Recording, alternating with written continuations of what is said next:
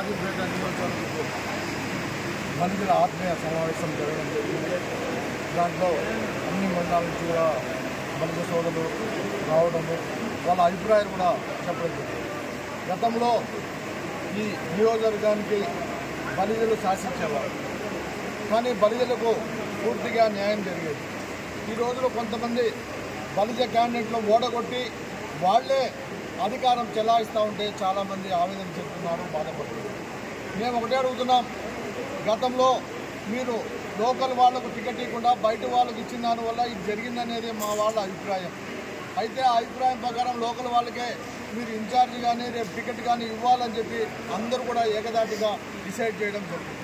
కాబట్టి ఇక్కడికి వచ్చేసిన నాయకులు అయితేనేమి తెలుగుదేశం పార్టీ కూడా మేము మొదటి నుంచి తెలుగుదేశం పార్టీని నమ్ముకొని ఉన్నాం.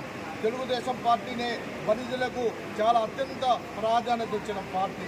రత్నసావత్కి ఇచ్చారు, రామచంద్రయ్య గారికి ఇచ్చారు, బ్రహ్మయ్య గారికి ఇచ్చారు. అందరికీ కూడా తెలుగుదేశంలో మా వాళ్ళని పెద్ద గుర్తింపు ఇచ్చింది.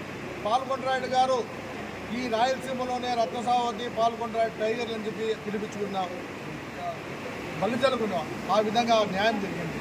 కాబట్టి మేము ఒకటే అడుగుతున్నాం, బలిజలకు న్యాయం జరగాలి.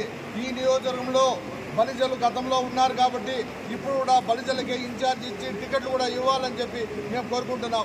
కొన్ని సామాజిక వర్గాలు ఏదో విధంగా అధిష్టానానికి తప్పుడు సమాచారం ఇచ్చి ఇక్కడ బలిజలను దూరం పెట్టాలని ప్రయత్నం చేస్తుంది.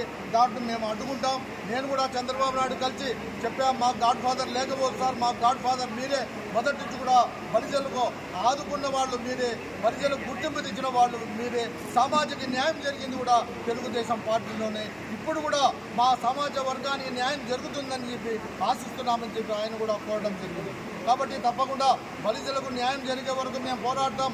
ఇక్కడే కాదు, ఈ జిల్లాలో బలిజలకు ప్రముఖ పదవులు కూడా ఇవ్వాలని చెప్పి కూడా మేము సభాముఖంగా కోరుకుంటున్నాం.